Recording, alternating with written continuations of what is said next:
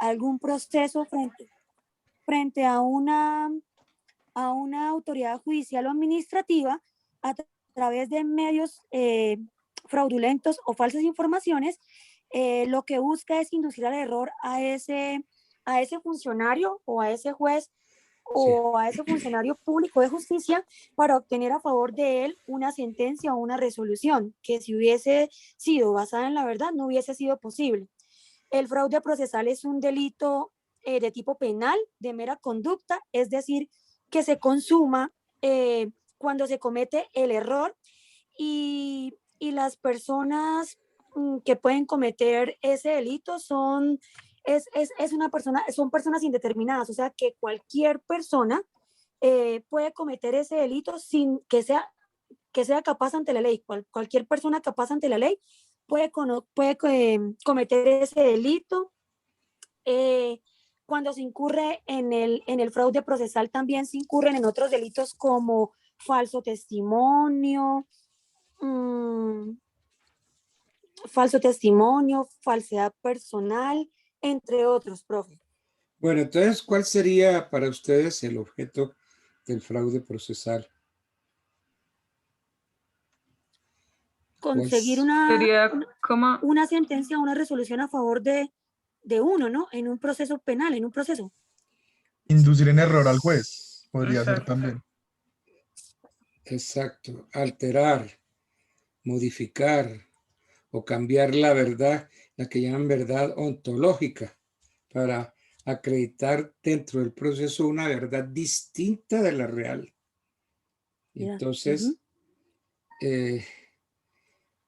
y entonces esto hace que el juez se manifieste declarando algunos hechos como ciertos y verdaderos y otros como falsos.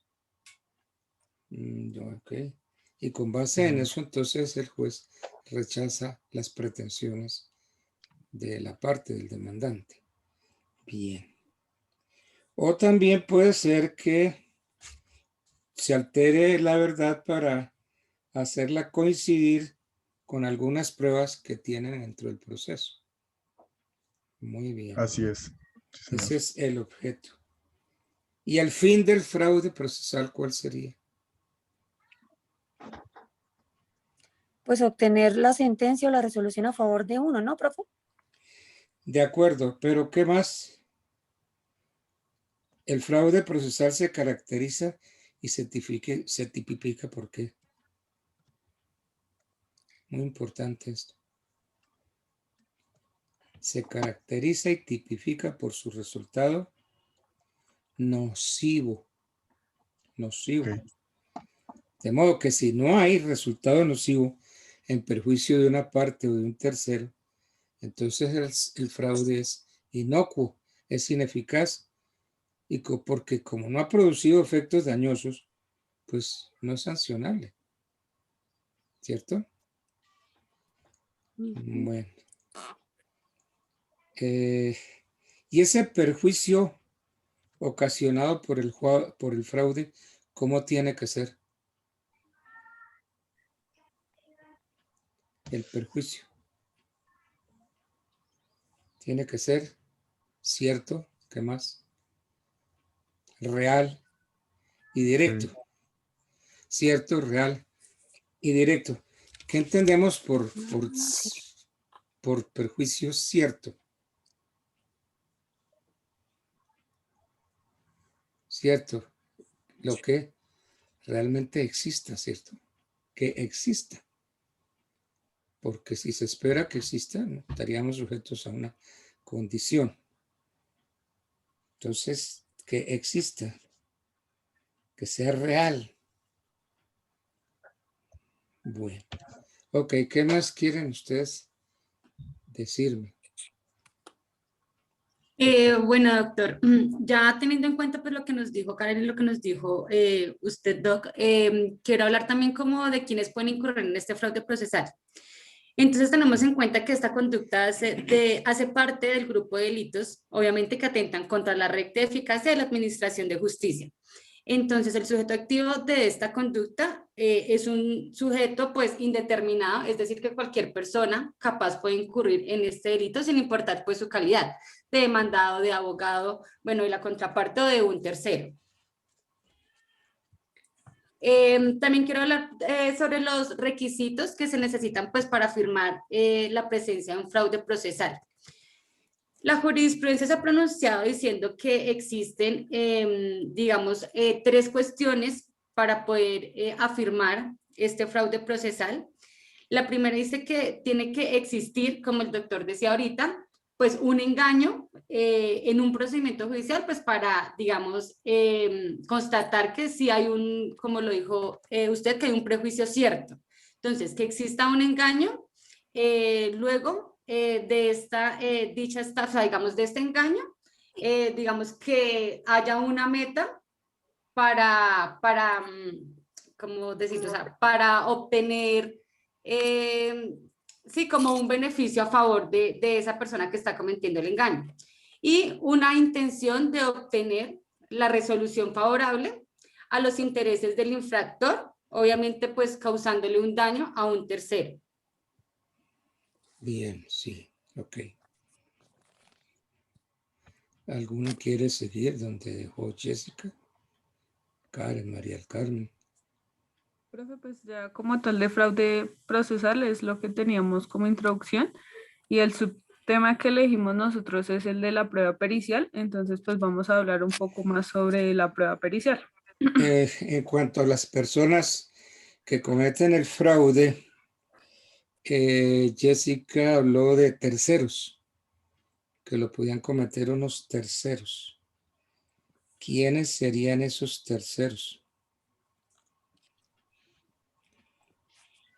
Porque lo pueden cometer las propias partes, ¿cierto? El demandante o los codemandantes, el demandado o el codemandado. Pero Jessica dijo bien, los terceros. Yo Doc, los ahí ayudo. entrarían como terceros los... Ay, qué pena, doctor. Siga. Yo los ayudo. Serían los terceros, Los testigos. terceros intervinientes. ¿Qué Los testigos, ¿Qué profe. terceros intervinientes conocen ustedes? Los testigos, Pueden profe. ser, No, porque no. Los No. testigos pueden ser los peritos, como tal, los servidores judiciales. A ver, yo los ayudo. Entre los terceros intervinientes que uno estudia en el derecho procesal están los litis consortes facultativos o necesarios, los litis consortes adhesivos o ad excludendum. Entonces, esos pueden intervenir. También pueden ser los que son llamados en garantía. Ellos siempre, y hay simples terceros incidentales, ¿no? En fin, pero esos son los terceros que pueden intervenir y que pueden cometer el fraude procesal. ¿Cuándo hay litis consorcio por activa?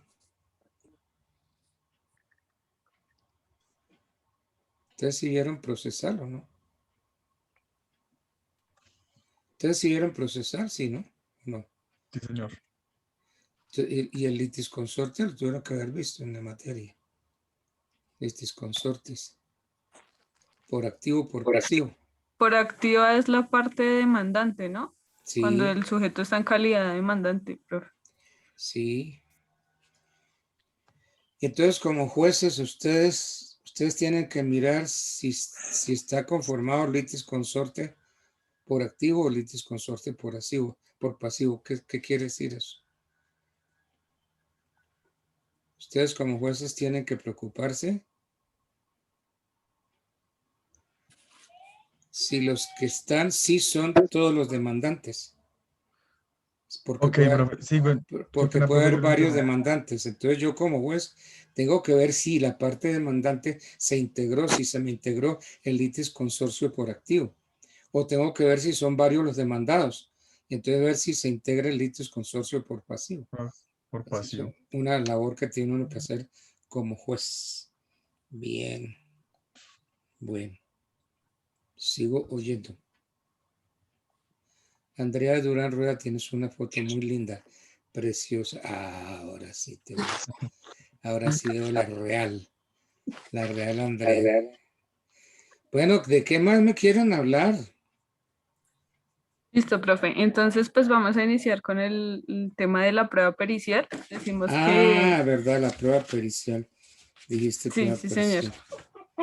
Ok. La prueba pericial, pues como tal, es un medio probatorio por el cual un tercero, experto en determinada materia, puede ser técnico, científico o artístico, Sí, emite dentro de un proceso, emite un dictamen con base sí. pues en el análisis que él tenga sobre la materia y su experticia en lo profesional, pues que puede ser De acuerdo. técnico, científico o artístico, conlleva una conclusión por parte de, pues en este caso el perito, se considera al tercero externo un perito que busca como tal esclarecer los hechos y busca una verdad frente al objeto del litigio.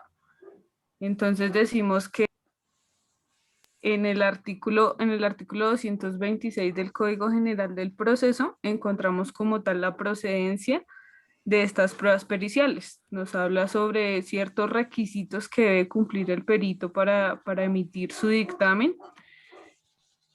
Cabe resaltar que se hace bajo la gravedad de juramento, pues para no incurrir también de pronto en un falso testimonio o lo que hablábamos anteriormente de un fraude procesal, porque pues también se vería reflejado esta conducta. Entonces, pues también encontramos una sentencia de la Corte Constitucional que pues nos habla sobre el valor probatorio que tiene la prueba pericial y que para que sea apreciada por el juez debe previamente haber sido sometida al principio de la contradicción. Entonces, para que surja de efectos esa prueba pericial, que puede ser decretada de oficio o solicitada por las partes, cualquiera de las partes, debe ser sometida igual a las otras pruebas, mejor dicho, siempre con el debido proceso para que sean valoradas por el juez. Eso era. Bueno. Y se supone entonces que el peritazgo debe ser elaborado por el perito, ¿cierto? Debe haberlo realizado personalmente su trabajo. Y entonces se requiere para que tenga existencia jurídica. Debe ser un acto personal del perito.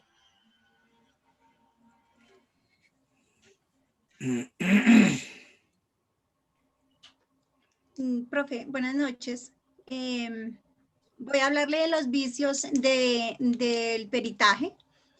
El primero es la falta de idoneidad del perito. La falta de idoneidad del perito es cuando el perito no posee los conocimientos o experticia necesaria para emitir un verdadero dictamen. El perito tiene que ser una persona profesional, especializado, acompañado con los documentos que lo acrediten de la especialización o de lo que tiene que hacer el dictamen. Otro vicio también puede ser la falta de experticia del perito, entendida como que es la falta de conciencia libre, que no es, o sea, no está atado al resultado de la sentencia que vaya a emitir, entonces hay que pagarle al perito los honorarios para que no vaya a depender eso de la sentencia, del dictamen que vaya a dar él. A ver, los peritos, ¿de dónde salen? Tienen que ser personas idóneas y tienen que estar adscritos para que puedan ser algunas entidades especializadas. Por ejemplo, si es de medicina legal, entonces Bueno, medicina legal, pero generalmente, ¿dónde aparecen los peritos, es decir, los auxiliares de la justicia? O sea, el aparece. juez el juez los tiene que determinar, o sea, tiene que nombrar a un perito para que haga eso si de pronto es que las partes solicitaron el peritaje. Entonces, pues tienen que estar escritos a la justicia o al juzgado, digamos, para Sí, que puedan es que servir. en cada juzgado usted va a encontrar una lista de auxiliares de la justicia. Entonces, si se necesita un perito, tiene que salir de ese listado, ¿cierto? Pero Sí, sí, señor. se supone que si están ahí es porque está acreditada la idoneidad con títulos académicos. Entonces resulta que uno ve a finales de año o a principios de año abogados corriendo para que los incluyan en esas listas. Entonces méteme ahí como esto, méteme acá como esto y como esto. Pero el hecho de que figuren en la lista no quiere decir que sean idóneos. Ahí viene el problema. Sí, señor. Tienen que estar acreditados y tenerlo, o sea, los papeles o los documentos en regla para poder ser aprobados o que sirvan como peritos. Otra es la falta de experiencia del perito, que no tenga la experiencia suficiente para poder dar ese dictamen. No, significa que no tenga la práctica ¿qué le digo yo? Que no sirva para el juez en pleno control para los medios probatorios que necesita el juez. Entonces tiene que ser una persona pues profesional para hacer eso. Que tenga unos años, creo que son 10 años de experiencia o 5 años de experiencia en eso para poder ser perito. Bueno, no sé ahora porque yo hace un tiempito que no litigo, pero en mi época eso corrían los abogados para hacerse anotar en esa lista de peritos, en esa lista de auxiliares de la justicia. Entonces póngame como esto, póngame como esto, como esto, como esto. Y se llevaba uno sorpresas, por ejemplo, cosas tan infantiles, ¿no? Como peritos bilingües, como peritos bilingües. Y entonces había algún extranjero en el proceso, y entonces uno nombraba un perito bilingüe, y resulta que el perito bilingüe apenas si hablaba el español castellano. Entonces uno veía la dificultad de hacerse entender el perito con un testigo. Entonces, que mire, ¿usted habla inglés? No, yo pues sí. No, yo no hablo inglés. Entonces, ¿usted habla francés? No, ni de riesgos. Entonces, preguntemos, entonces la persona, el testigo decía, bueno, yo hablo italiano. No, sí, yo tampoco hablo italiano. Y eran peritos. Terrible, terrible, terrible. Yo no sé si eso mejoraría ahorita, pero eso era horrible. Pues leí que hace algún tiempo, por ejemplo, había un perito en determinado juzgado y él hacía el peritaje de todo. Fuera, por ejemplo, de contaduría, de todo, de medicina, él mismo era el que hacía el peritaje de todo, entonces Terrible. era simplemente porque él era el perito del juzgado. Pero entonces ahorita hay personas especializadas de cada materia para que salgan los peritajes en perfectas condiciones y sirvan como prueba para el juez y no se vaya a caer el proceso por alguna cosa que haga incurrir al profesional o al juez en algún... Sí, yo veo que eso no ha mejorado en estos Profe, de últimos igual tiempos. manera, en audiencia, el juez, el perito debe presentar el peritaje que él hizo, donde debe acreditar los estudios que él realizó, ¿De acuerdo? debe indicar con palabras técnicas cuál fue cada uno de los procedimientos que él realizó para llegar a esa determinado conclusión. Acá pues tenemos varios tipos de pruebas periciales. Está la prueba pericial de balística. Debe ser una persona que tenga el amplio conocimiento de decir esto es una vaina, esto es un proyectil, calibre tal. También tenemos las pruebas periciales dactiloscópicas que le digan, bueno, esto es una bifurcación, esto se metió al sistema AFIS y se dio plena identificación a tal persona, el revelado de una huella. Tenemos las pruebas psiquiátricas también, de biología forense, contables. Entonces, la persona como tal debe certificar que él tiene el conocimiento para poder haber dado ese dictamen y, Pero y lo eso que... en la diligencia, eso no se hace. El perito no lleva sus documentos. No, pero... Se supone que eso lo hizo en el juzgado. Se sí, supone. señor. Se Y ahí es supone, donde sí, están señor. las sorpresas. Que el juzgado no tiene ni idea de quién nombró. Sí, señor. Eh, En ese orden de ideas, el juez si llega a encontrar que esta persona dijo que listo, que él era perito en contaduría, y el juez llega a encontrar que no es así, él perfectamente puede compulsarle copias y abrirle un proceso disciplinario, ¿cierto, profe? sí, porque es que no, y hay unas cosas terribles. Me acuerdo de un cristiano que lo mataron y aparecen pues unos proyectiles y unos casquetes en el piso. Ok, Y resulta que eh, solamente revisaron un proyectil nomás. Y entonces llegaron a dictaminar que sí, que el cristiano murió de un tiro que le dieron y ese tiro interesó esto y tal organismo y que eso murió. Y desecharon los demás proyectiles.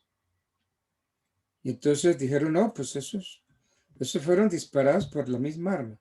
Esos fueron disparados por la misma arma. Entonces yo me acuerdo que la parte interesada cogió los proyectiles y los hizo examinar. Y resulta que esos proyectiles no fueron disparados por esa arma.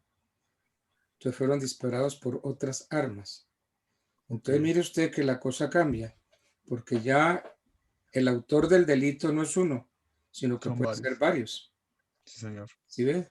Es decir, unas pruebas que son incompletas, inconclusas, no son a fondo. Da grima verlas. Bueno, Andreita, ¿de qué nos quieres hablar? Porque ya María del Carmen habló, ¿cierto? Sí, profe, ya. Eso. Pero también tenemos que el dictamen pericial también se tiene que presentar por escrito y el juez puede citar al perito para hacerle preguntas asertivas o preguntas insinuantes, en las que, por ejemplo, le puede preguntar si él fue al lote y revisó los linderos, revisó todo. Entonces, esas son preguntas que pueden hacer caer si el perito realmente lo que él está escrito, lo que el dictamen que él dio, o sea, con las preguntas pueden verificar que si realmente el perito sabe del tema, conoce, fue y revisó el terreno o lo que del peritaje que se esté hablando en el dictamen. Bueno, ustedes han estado o han presenciado o han participado, por ejemplo, en la prueba, un dictamen por demencia senil. No, profe. No, Yo profe. no. No, profe. Eso es terrible. Demencia senil. Generalmente, pues son muchos son los casos en que los hijos quieren quitarle los bienes a sus padres. Y entonces, como está la viejita, entonces le inician un proceso por demencia senil con el ánimo de que nombren al hijo administrador de los bienes. Y entonces usted viera ¿Cómo es eso? Y uno tiene que estar ahí viendo los peritos, porque los peritos llegan, escasamente conocen a la señora y pare de contar. Y están y miran la casa, miran cómo vive, ¿no? Y después el peritazgo. La señora no supo identificar su nombre, ¿cómo se llamaba? Y usted está ahí y usted recuerda que nunca le preguntaron cómo se llamaba. La señora no recuerda cuántos hijos tiene, cuando en verdad la señora tiene 5 hijos, pero en la diligencia no recordó ninguno. En fin, son unos peritazgos, pero un sartal de mentiras terribles. Y entonces hay que objetar eso. Y entonces uno tiene que estar ahí, al pie del cañón. Y entonces decirle, mire, señor juez, eso nunca se hizo. No le pidió ni siquiera la cédula. Y cuando se hacen preguntas normales, ¿no? Señora, ¿usted cómo se llama? Yo soy fulana de tal. Bueno, doña fulana, ¿usted cuántos años tiene? Tantos. ¿Se acuerda en qué año nació? Sí, más o menos. ¿Usted se casó? Sí, yo me casé. ¿Tu hijo? Sí, tuve 5 hijos, ¿los recuerda? Claro que sí, son fulanos, sutanos y sutanos. ¿Qué hacen sus hijos? Y es una serie de preguntas que son claves, ¿no? Pero resulta que usted encuentra el desperdicio y ya hay un montón de cosas y ¡pum! Entonces le nombran, le quitan la administración de los bienes a la pobre vieja y se lo dan a la hija que está interesada en los bienes y quiere dilapidar la fortuna de la mamá. En los peritazgos hay que estar encima, porque son muchas las cosas que se hacen. Mire, esto de quitarle los bienes a los viejitos, Un gran negocio. claro, me Sí, hago señor. nombrar representante legal y administrador de los bienes de mi padre o de mi madre. Y entonces Sí, hago señor. bellezas con eso. Pues, profe, ya que usted trae ese tema a colación, en Netflix hay una película muy interesante acerca de ese tema. Era una persona que eh, ¿cómo le digo? Se hacía pasar como por una persona que estaba, no sé, veía a un señor que vivía en una mansión con plata y se hacía pasar porque el señor estaba loco y ella lo estaba cuidando y le hacía o sea, o sea, era un gran negocio que ya tenía con muchos médicos, los cuales ella les pasaba dinero para que ellos declararan a esa persona incapaz de hacer uso de sus recursos. En Y la interdicción. declaraban tutora y ella, a pesar de que tuviera hijos, a pesar de que, y esta mujer logró tener mucho, mucho, mucho dinero haciendo esto. Es un gran negocio. Es un gran Sí, negocio sí, y sí. pasa acá y en todo lado. Aquí pasa mucho. Yo participé en varios, mucho. Aquí hay que abrir los ojos. Bueno, entonces, ¿me querían hablar de alguna otra cosa o ya no? No, doctor. Digamos que ya abarcamos los temas que queríamos ya hablamos todos. hablar y discutir con usted. Bueno, sí. Sí, están como, son 3. Uy, no, profe. ¿Y por qué, doctor? Lo que pasa es que es un tema muy Son un amplio 4 a y 5. se nos irían las 2 horas. ¿Tú qué dices, Andrea?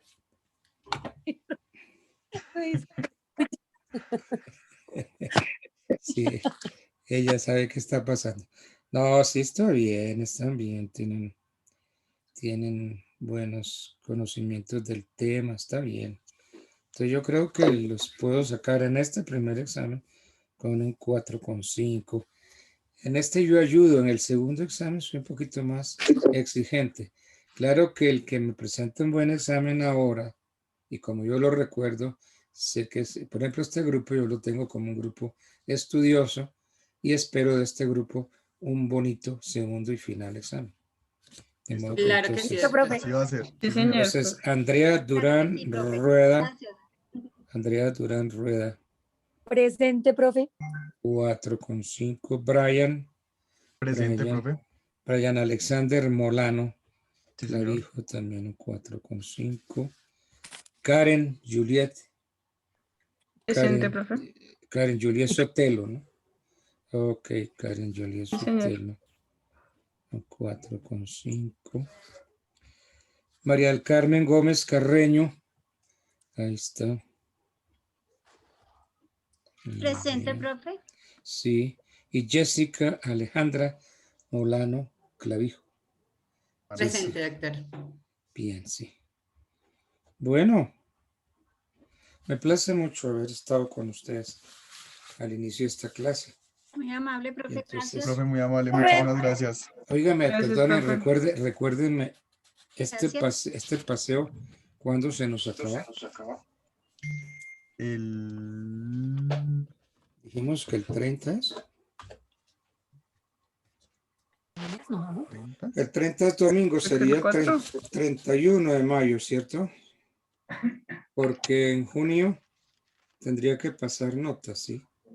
Es el 8 de junio que se acaba, ¿no es? Sí, señor. Sí, señor. Sí, señor. El 8 de junio, sí. Sí, yo tengo que calificar de aquí al 31 de mayo y en los primeros días para poder subir las notas. Los primeros días son 1, 2 y 3 de junio. En esos días que tengo que ya subir notas, pero ustedes ya tienen que estar calificados a más tardar el 31 de mayo.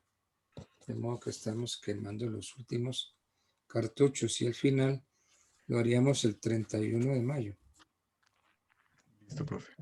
Listo, Bueno. doctor. Ok. Bueno, bien, entonces saludarlos. Vamos a ver Buenas noches, profe. siguen. Igualmente, profe. Buenas Buenas noches, noches, gracias. Buenas noches, a profe. Gracias, ustedes. buenas noches, doctor. Gracias. Gracias. Chao, Andrea. Chao, profe. Que esté bien.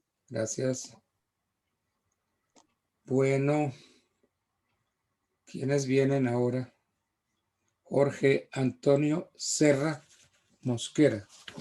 Doctor Altar, buenas noches, hombre. Placer saludarlo. Buenas noches, Jorge Antonio. ¿Tu grupo Bien. cuál es? Ya viene. Está conformado por Luis Omar Montealegre, por María Estela Mariño. Espérate, para irlos buscando. Aquí está. Ahí está, ese grupito del 67, 68, 69. Eso, ok, espérate, entonces para irlos buscando aquí. Espere, Jorge, calmadito, calmado, mano. 67. No. 67 tengo. No. Bueno,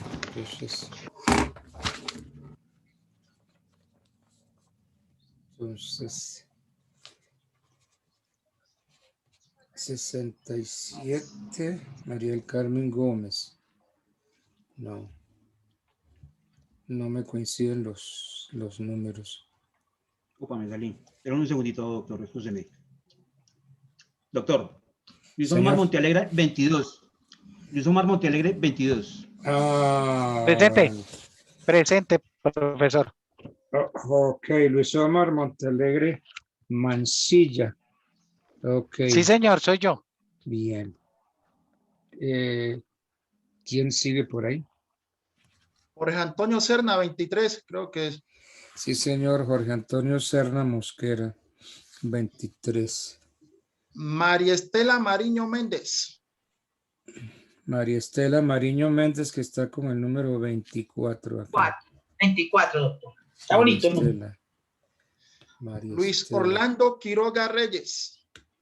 Espérame, Luis Omar Montealegre, ya, ¿no? Sí, Luis señor, Omar. soy yo. A ver, Luis Omar Montealegre.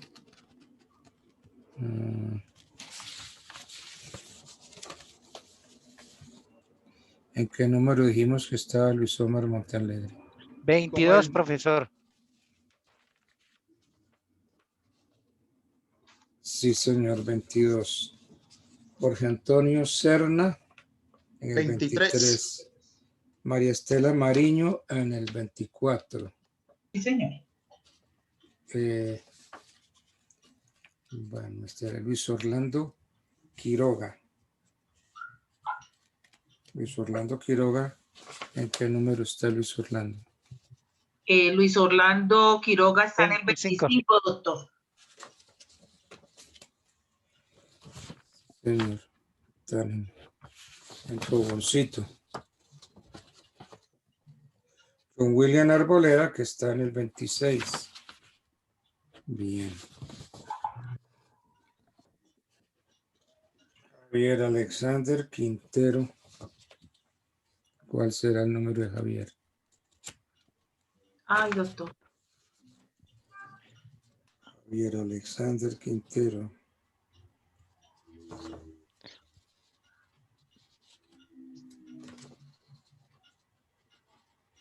$59 dice ahí, doctor. Buenas noches. No, pero espérate, 59, Mari. sí, señor. Sí, Sí, Javier Alexander Quintero sí, no es sí. de este. Del bloque que estamos ahí, doctor. Solamente estamos... Los amarillos, doctor. Los amarillos, doctor.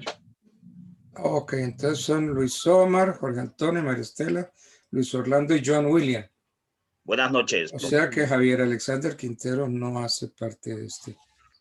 ¿Sí me escuchan, compañeros? De este Sí, grupo. ya viene. Sí, William. Bueno, gracias. Bueno, bien, entonces, este es un grupo de 1, 2, 3, 4, 5, 5 nomás. 5. Sí, doctor. Bueno, entonces, como dicen los españoles, que se pongan, los quiero ver a todos aquí en pantalla. Sí, señor. Presente, doctor. Ay, madre.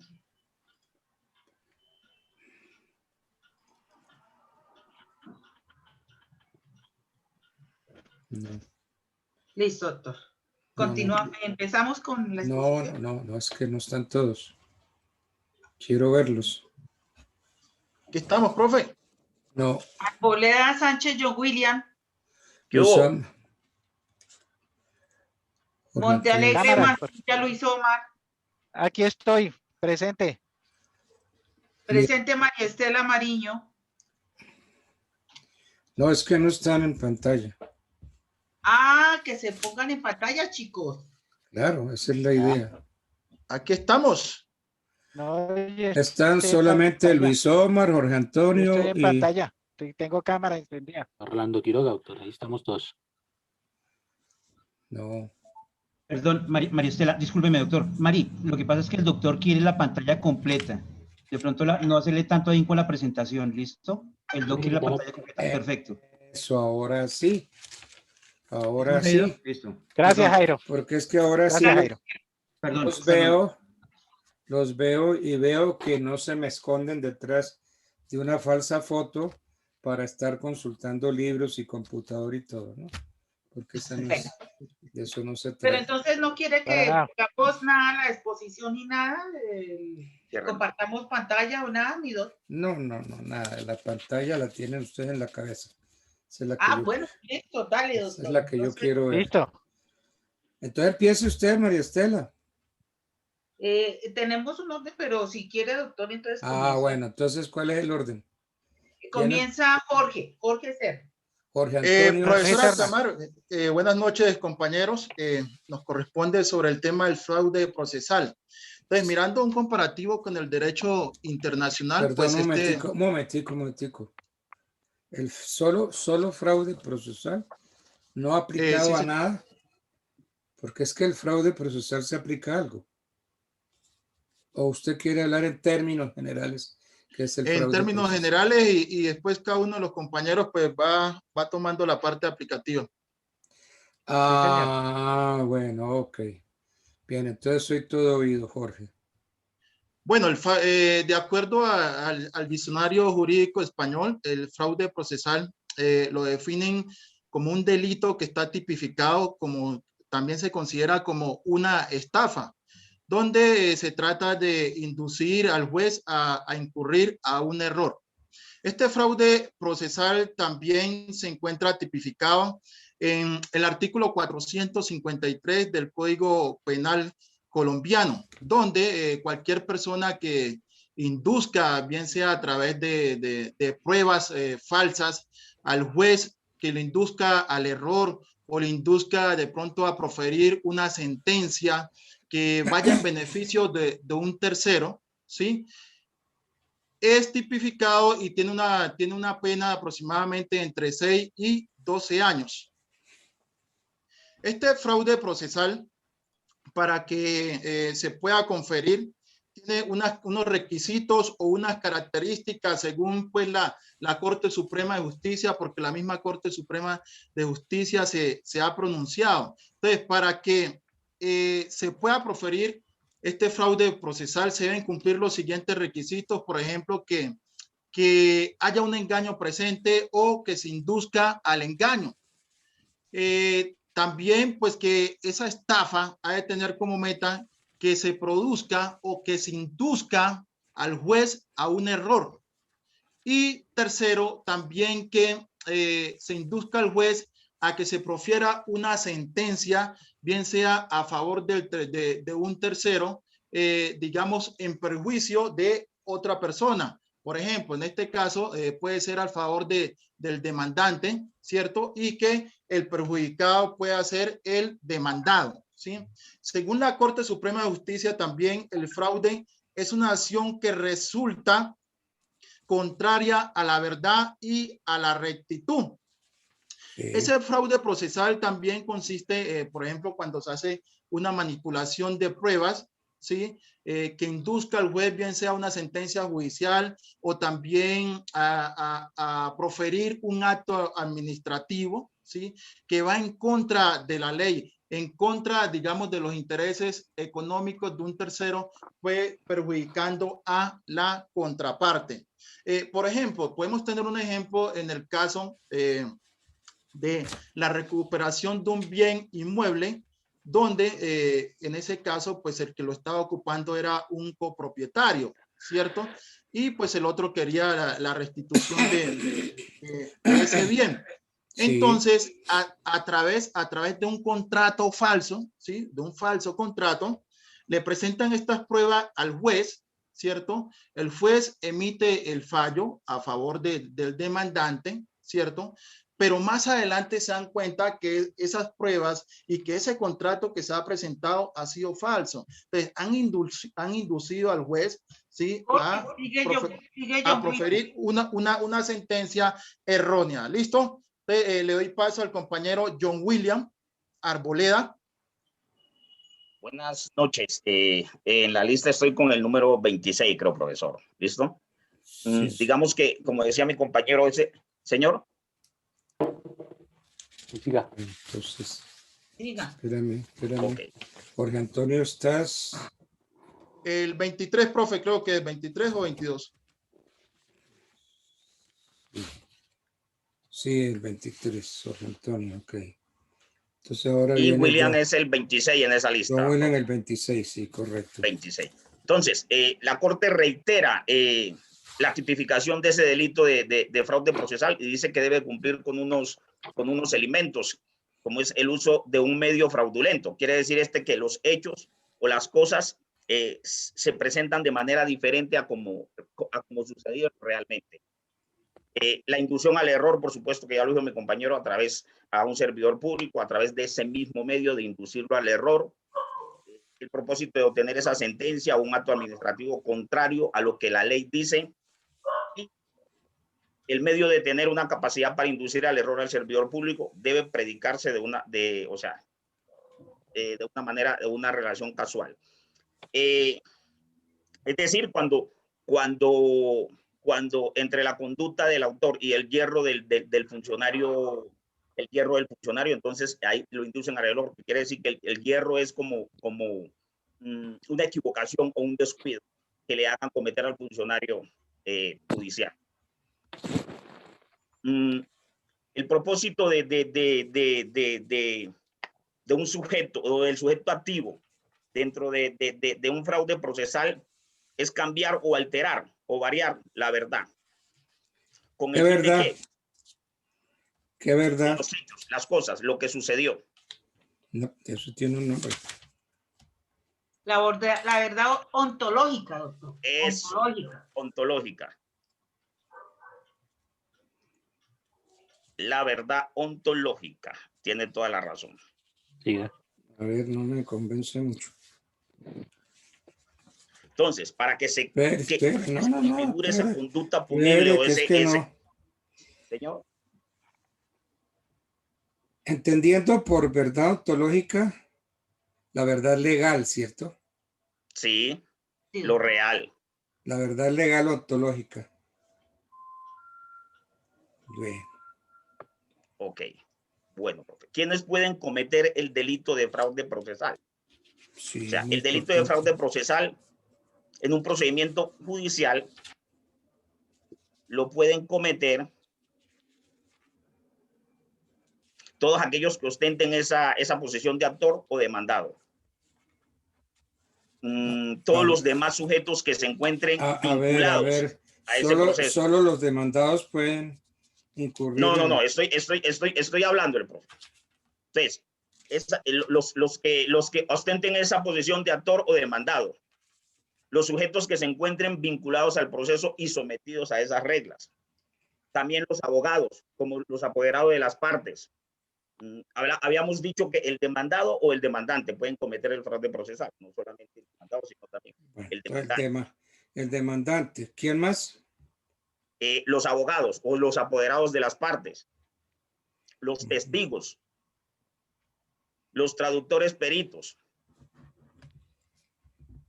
que ellos que con esas declaraciones o esos informes contribuyen a la realización del acto o la disposición injusta.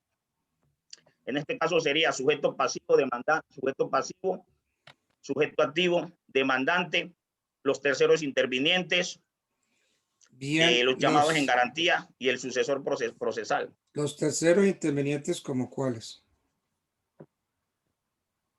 El litis consorcio, los facultativos o aquellos que hagan parte de eso necesarios. Litis consorcio facultativo necesario. ¿Quién más?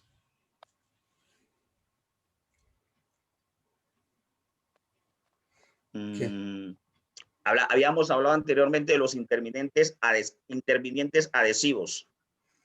Ad excludendum. Exactamente. Los adhesivos o ad excludendum. ¿Quiénes más pueden ser? El sucesor procesal. ¿En qué caso el sucesor procesal? Porque es que para hablar de sucesión procesal, ¿qué necesitamos?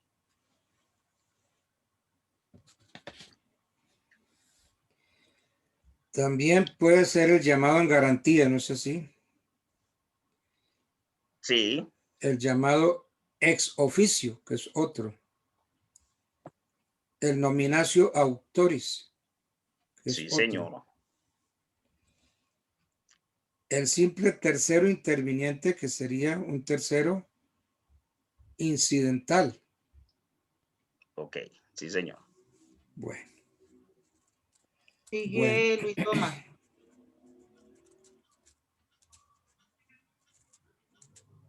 Profesor, buenas noches. Compañeros, buenas noches. Buenas noches, pues. Precisamente yo tengo un caso, profesor. Es el caso de una menor que fue llevada a hacer una entrevista porque ella no va a actuar en un proceso como una indiciada. Ella no va a actuar como un delincuente, sino que por ser una niña menor de 14 años, va a actuar en una entrevista ante un psicólogo, un perito psicólogo ya nombrado por el juez, y la van a entrevistar y le van a contar, le van a manifestar, le van a decir que ella, ¿qué sabe respecto a lo que le haya sucedido? Que le cuente los hechos que le pasaron.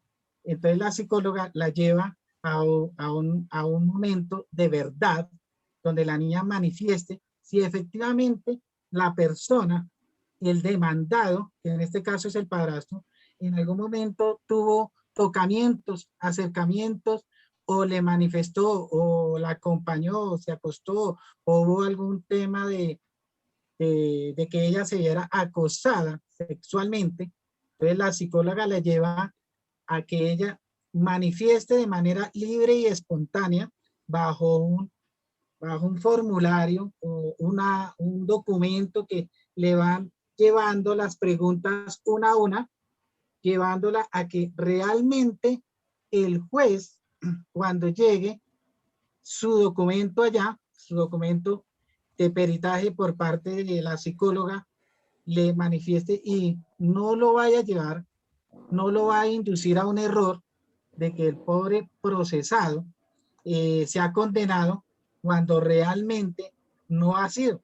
Ese sea el tema. Nosotros lo vimos en una sentencia, estaba en una sentencia de la 640C, donde manifiesta que el señor efectivamente en ningún momento el padrastro la tocó.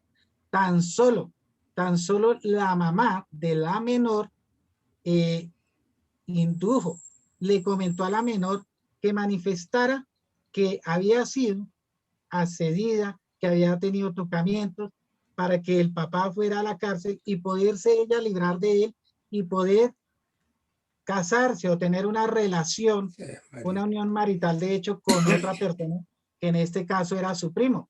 Entonces, con ese estudio que le hizo la psicóloga, se dio cuenta que la niña no estaba contando la verdad de los hechos.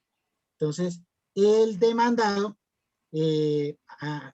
inició una demanda penal ante la mamá de la menor por llevarla y por inducirla a que dijera lo que no había pasado, a lo que no se le ha dicho, a lo que no le había pasado.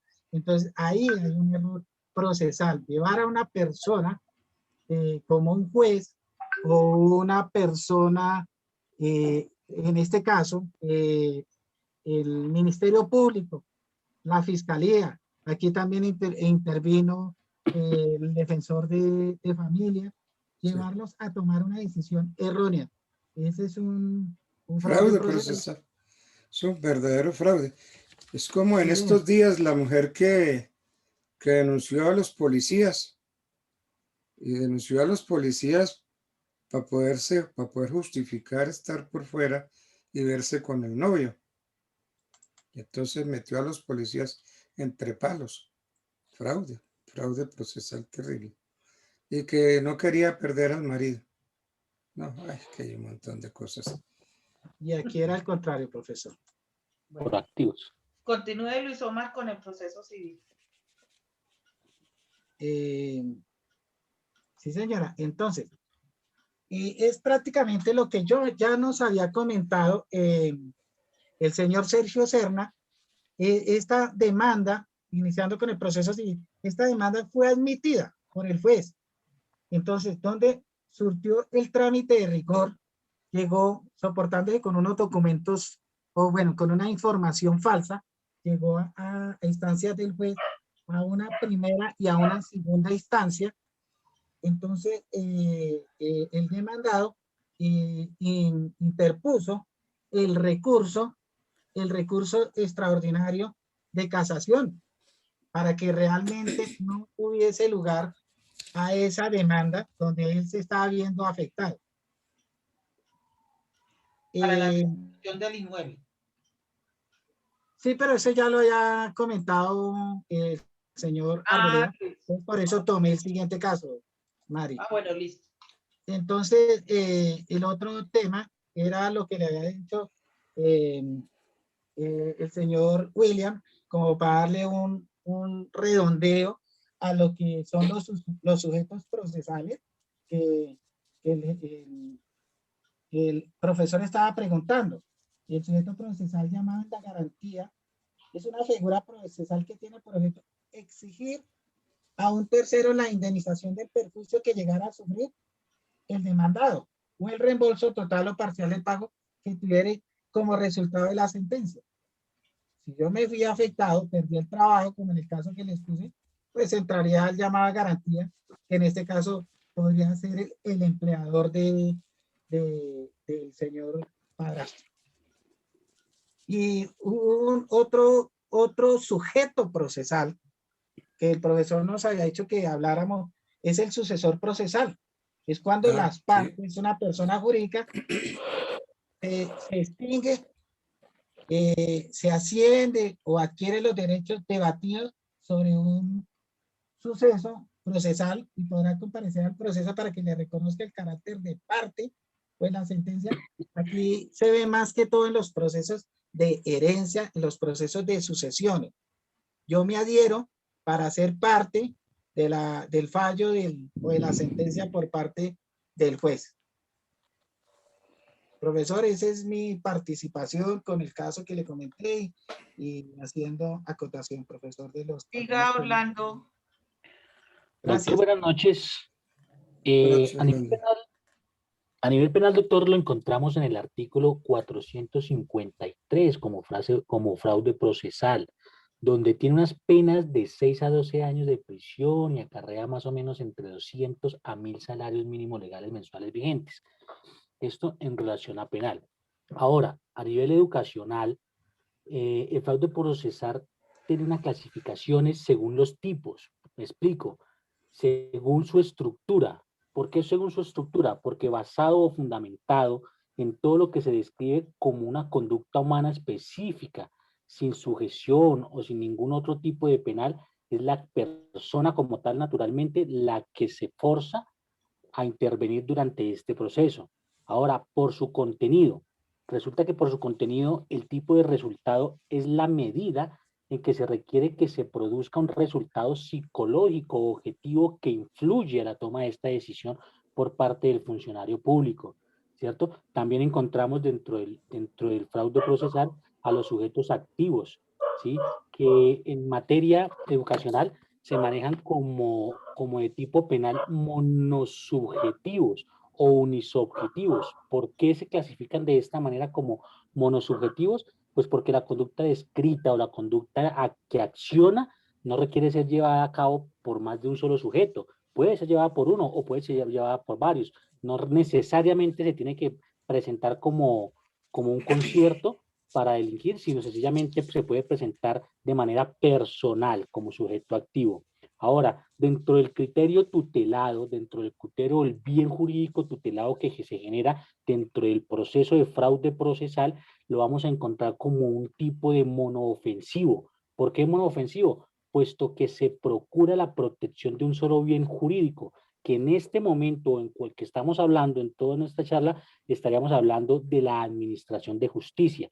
Ese es el bien jurídico que se vería afectado por parte de influir en la decisión de este funcionario público, independientemente de que sea a nivel judicial o independientemente, puede existir por varios aspectos, puede existir en trámites pensionales, puede suscitar en jueces de familia, en cualquier parte del Estado o del aparato estatal se puede presentar. Ahora, si lo analizamos desde los elementos subjetivos, ¿sí? El delito del fraude procesal es más bien un delito con una intención. ¿Cómo me explico? La razón para ello es, primero, tener literal de la norma exigida que el sujeto activo busque la obtención de una finalidad particular. A eso enlaza la parte activa y el elemento subjetivo de la persona. Es lo que estructura, ¿sí? Como tal, el elemento de la parte que está coaccionando a la toma de esta decisión para vulnerar el aparato judicial o el aparato administrativo del Estado que se va a ver vulnerado como tal. Y la estructura de tipo del delito es el estudio detallado de los elementos constitutivos, objetivos y subjetivos que se pueden presentar en razón penal. Como sujeto activo es indeterminado, lo que esta persona llega a exteriorizar mediante la expresión o lo que el fin busca, ¿sí? Y desde el otro ámbito, el sujeto pasivo, pues viene siendo el órgano estatal, el que se va a ver afectado porque se puede llegar a tomar decisiones erróneas a nivel sancionatorio. Me explico, si una persona comete fraude con falsificación de documentos, lo que sea, y vuelvo y repito, no solo en estrados, sino también en procesos como pensionales para poder adquirir una pensión, e involucra documentos errados, documentos falsos, con falsos testimonios y coaccionan, no, sino que le dan herramienta errónea para que el funcionario entregue dicha pensión como tal, el sujeto pasivo sigue siendo el Estado, y hasta que no se sucedan estas circunstancias, digamos que va a haber un deterioro patrimonial. Un ejemplo muy claro que podemos encontrar, caso real, vida real, nuestro famosísimo psiquiatra de la Fiscalía, que resultó no ser psiquiatra hace un par de años atrás. Si de pronto el doctor y los compañeros recuerdan el caso Sí, como yo tal. lo recuerdo muy Justicia bien. Nacional. Muy bien, porque sobre eso me acuerdo que llamaron a muchos expertos en derecho para decir que entonces que qué hacían con todos esos dictámenes hechos por ese falso médico. Y yo me llevé una sorpresa desagradable porque todos decían, hay que anular eso, hay que anularlo, hay que volver a hacer las pruebas. Cuando resulta que eso ya había sucedido en Roma con el nombramiento de un falso juez. Y este falso juez, pues tuvo varios años administrando justicia. Y entonces cuando ya se supo que no tenía los requisitos para ser juez, entonces en Roma empezaron a decir, no, pues hay que anular esto, hay que volver a hacer las pruebas, etcétera, etcétera. Y fue cuando surgió una tesis que se llama Error communis facit jus, el error común hace derecho. Y entonces se estableció que todo lo que hizo, todo tiene valor, no se le puede echar abajo, porque fue un error común cometido por pues, el fraude de un funcionario, ¿no?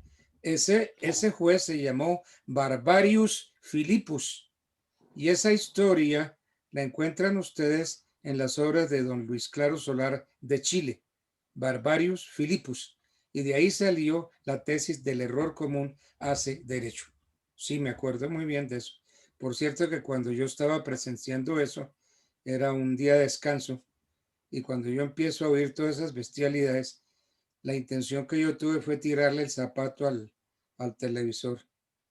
Y la señora me dijo, pero ¿qué culpa tiene el televisor? No le tires el zapato, porque es que me indignó sobremanera que expertos, pero señorazos en derecho, no supieran lo que yo, un humilde estudiante, sabía. Lo que pasa es que hay que estudiar los autores. Miren, en materia civil, yo siempre lo he confesado, en materia civil, mi guía, quien enseña, quien sí sabe de derecho civil chileno, y que se aplica a nosotros, se llama Luis Claro Solar. Y entre nosotros, otro gran maestro que murió, yo tuve la oportunidad de trabajar con él al lado, que es el maestro Álvaro Pérez Vives, que también murió. Y yo no sé ahora, estoy viendo es que un proyecto de código, pero entonces van a desenterrar un proyecto de código que había presentado en su oportunidad el doctor Valencia Sea. Lo que pasa es que los proyectos de código Valencia y el proyecto de código Álvaro Pérez Vives, los parlamentarios de esa época, si quisieron robar la propiedad intelectual, querían presentar el proyecto de Álvaro Pérez Vives y el proyecto de Valencia Sea como proyectos propios, ignorando y callando quién eran los verdaderos autores. Entonces yo no sé ahora este nuevo proyecto que estoy viendo, donde hay dos muy acreditados ex magistrados de la Corte, yo no sé si sea la copia de lo que en su oportunidad presentó el doctor Valencia Sea. Yo lo voy a mirar con mucho detenimiento, porque es que meterse uno a producir un nuevo código civil, eso es bravo, eso es muy bravo. Se necesita dominar por completo todo el código civil. Y eso solamente lo hacen los grandes maestros como Valencia Sea, por ejemplo, como el doctor Álvaro Pérez Vives. Yo traigo a colación porque fueron dos grandes proyectos de reforma del Código Civil. Y ahora la Universidad Nacional sale con un nuevo proyecto de código. Yo me atrevo a creer que de pronto es el que dejó el extinto doctor Valencia Sea. Bueno, me falta entonces hablarnos. Yo estaba, ya para terminar, Maricita, permíteme, porfa. Sí, doctor, claro, termine porque su exposición ha estado magistral, maravillosa. Estoy fascinado con su... Usted por mí puedes seguir toda la noche. Bueno, Gracias, doctor. Quería enrutar lo siguiente, doctor, y es que como conocimiento completo, el estudio de las leyes siempre enrutamos algo, siempre enrutamos un verbo rector, no solamente el estudio del comportamiento social y la acción que enruta este verbo rector al fraude procesal es inducir.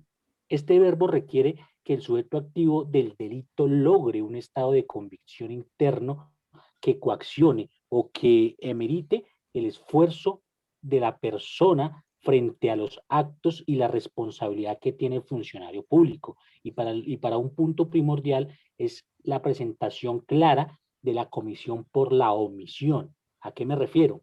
Son los dos elementos que se refieren a esta situación con relación a la comisión por la omisión. Y es que se deben valorar a la hora de hablar de la posibilidad de cometer un delito por comisión por omisión. Debería consistirse sobre, por un lado, la existencia de una casualidad hipotética que actualmente la teoría de la imputación objetiva sería una como tal, y por el otro, la existencia de un deber garante en cabeza de un sujeto activo.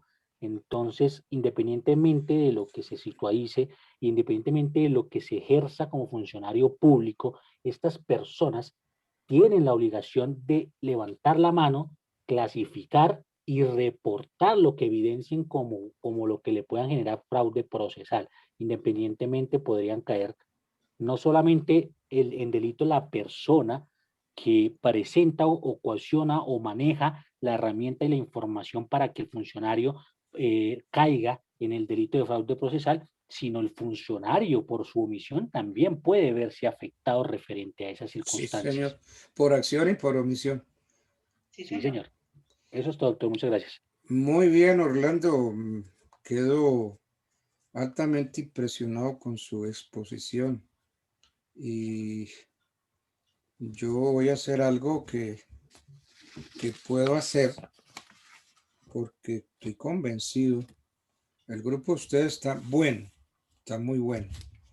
Me falta oír a María Estela, pero usted ha sido, Orlando, magistral, pero magistral. Tanto que yo voy a hacer algo, y es que a usted lo voy a exonerar no solamente este examen que ya lo presentó, sino el segundo examen, y usted va a quedar con un 5 en forma definitiva. Definitiva. Muchas gracias, doctor. Porque si esto fue ahorita con el primero, con el segundo examen, usted no dudo que se va a comportar con lujo de preferencia. Lo felicito, Luis Orlando, me gustó su exposición.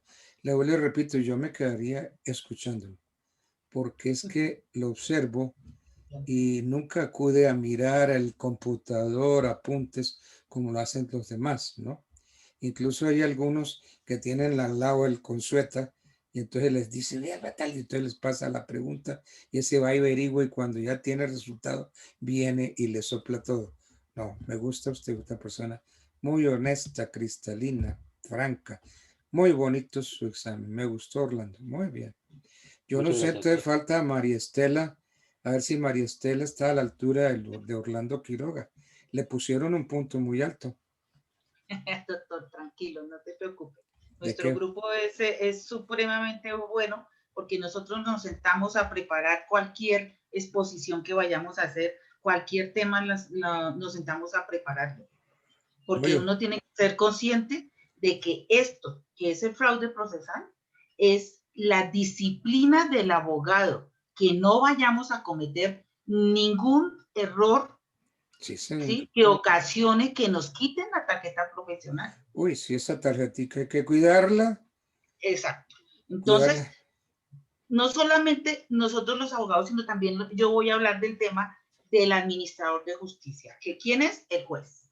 El juez debe prevenir, debe remediar, debe sancionar o denunciar si llega a verse digamos, sometido a cometer un error, ¿sí? Y los actos contrarios a su dignidad de la justicia, de una lealtad prohibida y una buena fe que debe tener el juez, porque el juez se da cuenta, doctor, en primera instancia se da cuenta cuando alguien quiere hacerlo Incurrir en error. Incurrir en el error. Listo. Igualmente también ellos tienen la potestad para los fines de la prescripción de la acción penal.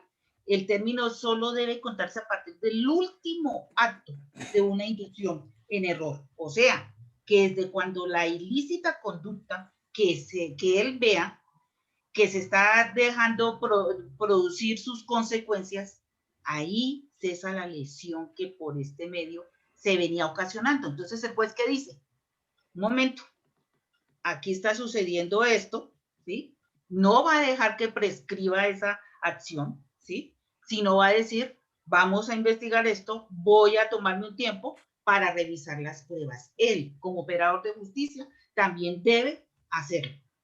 Ahora, con respecto a la prescripción, doctor, que tanto se ha dicho, la Corte ha considerado que esta se debe contar a partir de la última actuación, es decir, para el caso en el estudio, el trámite del despacho comisorio, el cual está definido como en el momento en que la conducta ha dejado de producir efectos y se da por terminada la lesión al bien jurídico, porque es que eso es lo que estamos por ver nosotros como abogados, los administradores de justicia, es el bien jurídico, que no se afecte el bien jurídico, que se respete la normatividad, que se respete las leyes, ¿sí?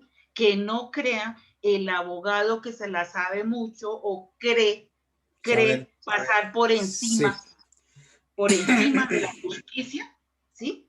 Hacer cometer al juez, porque muchos jueces que yo he visto últimamente, porque a mí me fascina ver audiencias, los he visto que llegan y los dejan sentados, qué pena. Pero el juez aquí soy yo, el operador de justicia soy yo, y estoy evidenciando esto.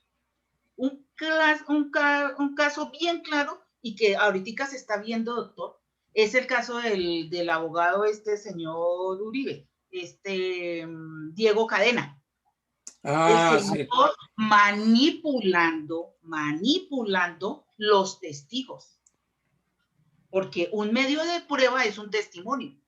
Claro, ¿cierto? Claro, obvio. Estaba manipulando de tal manera que fuera para beneficio de su apoderado, ¿cierto? Entonces, los jueces son ahí en ese momento yo me le quito el sombrero al de la Corte Suprema. El juez dijo, no, qué pena, pero yo investigué y esto está sucediendo y esto, que tuvieron que optar, ¿sí? Por irse a la justicia ordinaria, ¿sí? Para no seguir allá en la Corte Suprema de Justicia. Usted ya sabe, doctor, que son unos magistrados muy empoderados, sí, señor. ¿sí? Y ellos no van a dejar que pisoteen la ley. Entonces, sí, también la importancia, doctor, del administrador de justicia, para que no sucedan estos fraudes procesales. Y concientizar al alumno, que va a ser el abogado del mañana, para que su ética... Y el juez... Exacto, él también puede fallar en su ética profesional. Va a ser el juez de mañana. Exacto, doctor.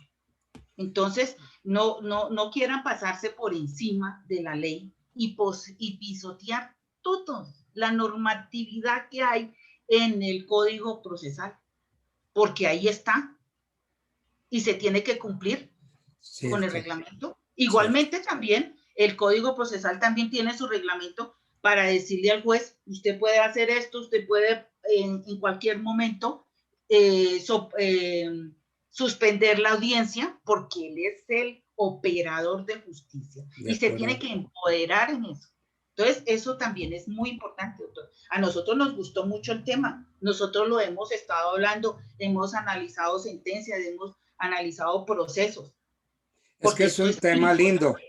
Es un tema precioso, muy lindo.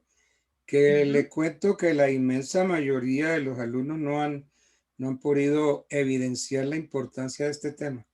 No dimensionan lo importante que es para nosotros como operadores de justicia y como abogados. Sí, yo cuando pensé en un tema para usted dije, este es el tema lindo. lindo para investigar.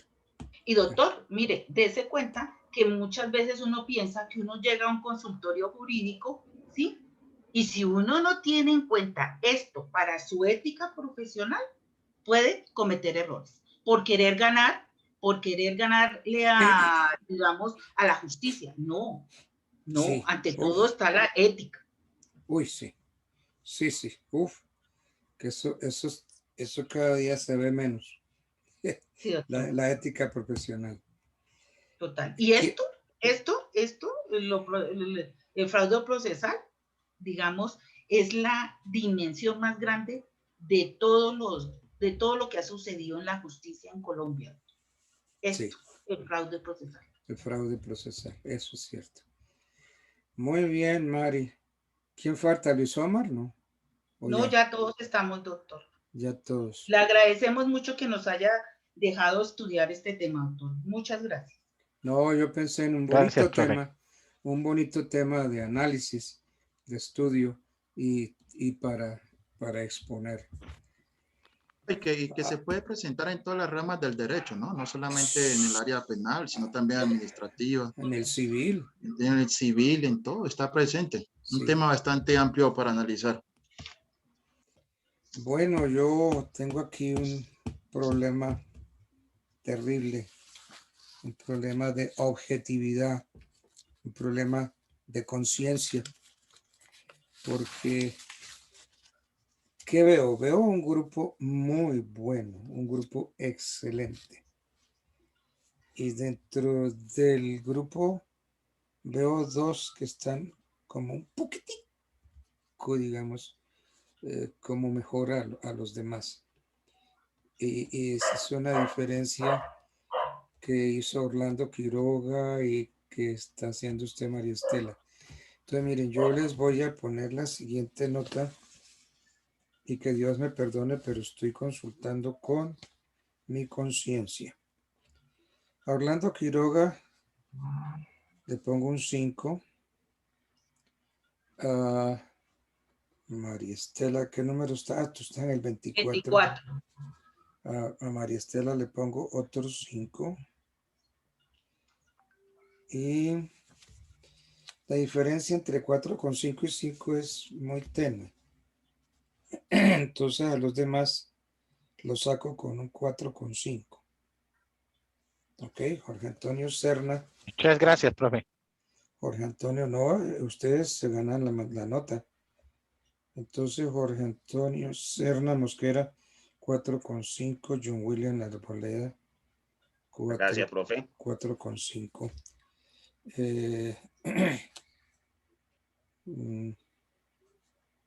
Luis Omar Montealegre, ¿dónde? Ah, Luis Omar Montealegre. Aquí está. Luis Omar. Está en el número 22. Sí, señor. Entonces están Luis Omar Montealegre, 4,5. Jorge Antonio Serna, 4,5. María Estela Mariño, 5. Luis Orlando Quiroga Reyes, 5. John William Arboleda, 4,5. ¿Se me queda alguien en el tintero? No, doctor, ahí estamos todos. Estamos completos. Doctor. Bueno, les agradezco, los felicito. Es un buen grupo. Muy listo, buen usted, grupo. muchas gracias. Muchas gracias. Gracias, profe. Muchas gracias. Vamos a ver entonces ese examen final, cómo hacerlo. Nomás nos dice, doctor, nosotros le preparamos una buena exposición y lo mejor de todo es que todos lo tenemos que aprender y nos tenemos que absorber todos esos conocimientos. Cierto, así es, todos. Bueno, entonces, muy buena noche. Me place haberlos visto. Doctor, buena noche. Ok, gracias a ustedes. Vale, bueno. Chao. ¿Pasamos al otro grupo video? Sí, claro, yo creo que tenemos tiempo. Tenemos 40 minutos. Sí, bueno, sí, media hora. Sí.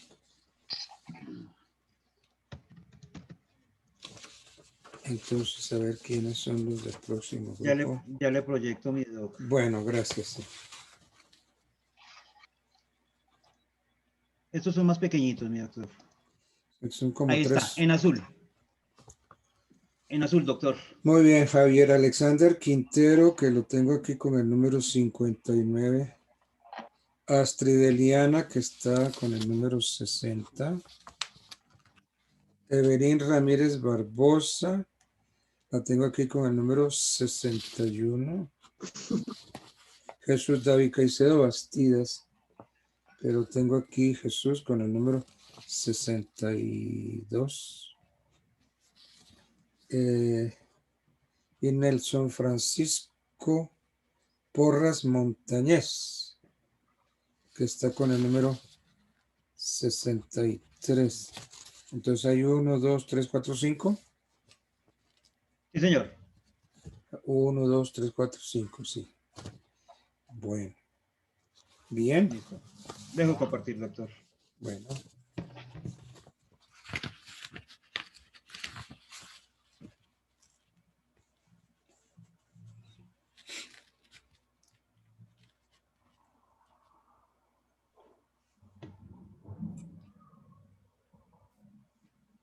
Doctor, buenas noches.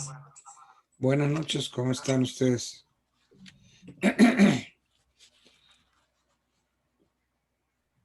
Disculpe, doctor, ¿me escucha? Sí, los estoy oyendo. Jairo Laverde Tarquino, sí te veo muy bien ahí, Jairo. Javier Alexander Quintero Telles. Si ustedes se quieren poner... Sí, señor, sí, señor. Buenas noches, profesor. Me toca abrir la cámara, sí.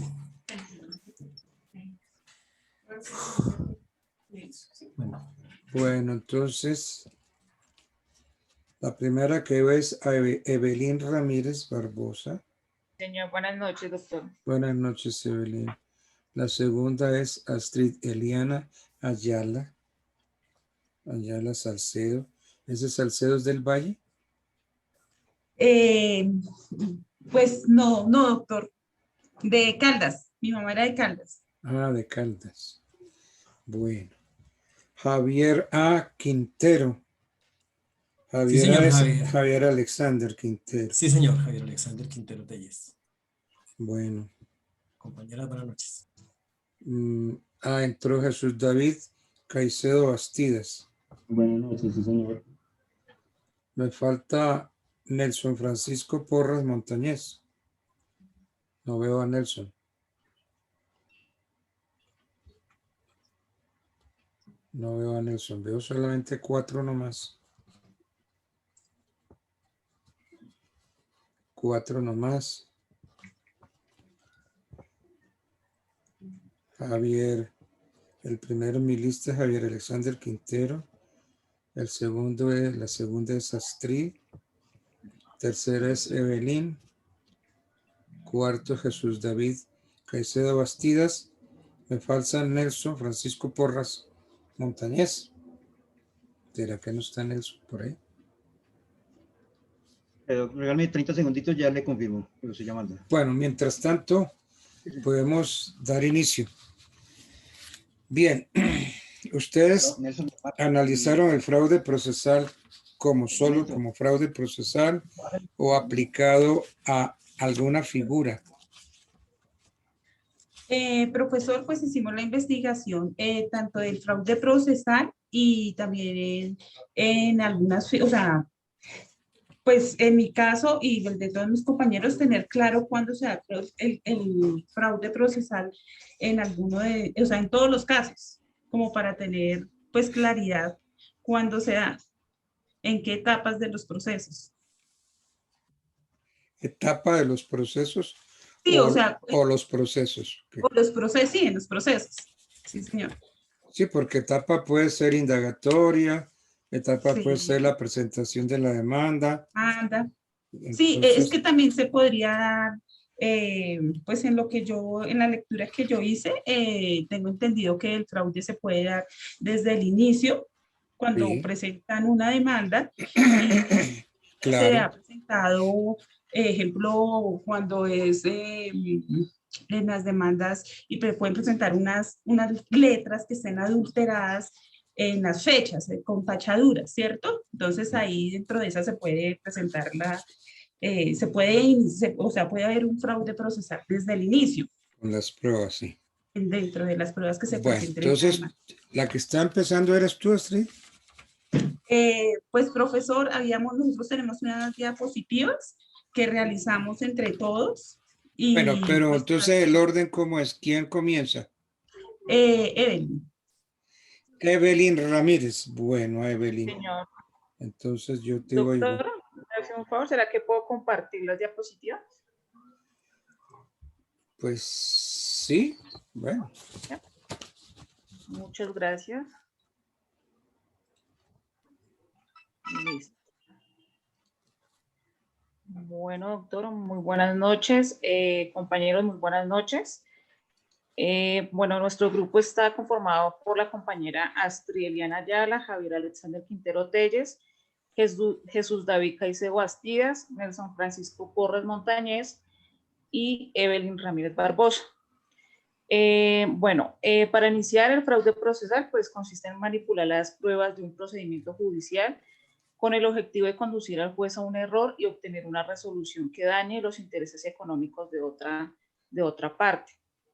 También, pues, el fraude procesal es un delito que es un delito de estafa agravado que se comete en un procedimiento judicial de cualquier clase, manipulando las pruebas o empleando otro fraude procesal, llevando a error al juez o al tribunal, obligándolo a dictar una sentencia que perjudique a la parte pasiva o la de un tercero. Entonces, el fraude procesal, doctor, el fraude procesal es una acción que conduce, digamos, al funcionario para que cometa un error, ¿sí? Entonces, continúa la compañera Astrid. ¿En qué radica en el fondo el fraude procesal? Pasa las otras diapositivas. Evelyn. Espera, compañera, es que tengo aquí un error. O sea, es que en el computador me está presentando aquí. Oh, Dios.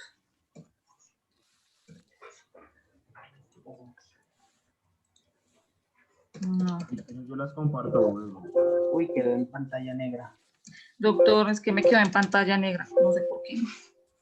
Sí, queda usted en negativo. Sí, señor. Oh. Doctor, ¿será que puedo volver a reiniciar? O Si no, que mi compañero yo le pregunto. me haga el favor de Pues sí. presentar las diapositivas. Porque es que no me deja. No. Está bloqueado. No le da. ¿Qué pasó, Evelyn? ¿Necesitas apoyo? ¿Alguna ayuda? ¿Qué pasó? No, mira, es que me quedó bloqueado el computador y me dejó la pantalla en negro. Y no Envíamela me rápidamente, yo les proyecto eso. Súper rápido. Envíamela rápido, yo lo proyecto. Salte. Su computador está raro. A ver, me están enviando el...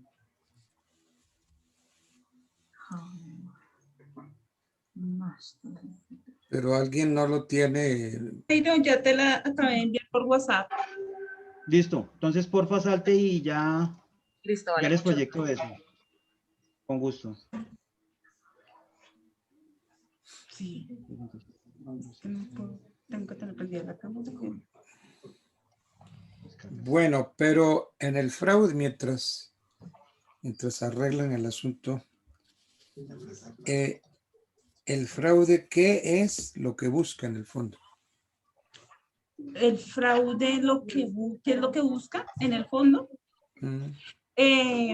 Pues hacer incurrir en un error a un funcionario judicial, sea un juez o algún funcionario, puede ser al fiscal, a un perito, puede ser al investigador, al que le esté tomando pues una prueba, es hacerlo incurrir y que se dé una decisión de fondo con una sentencia a favor de esta persona,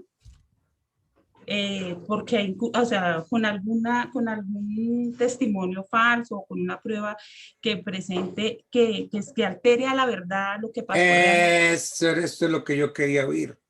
Eso es lo que yo quería oír. La verdad es lo que se va a alterar ahí.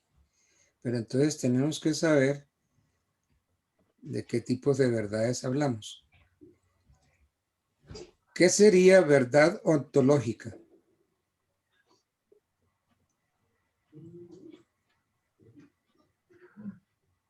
¿verdad?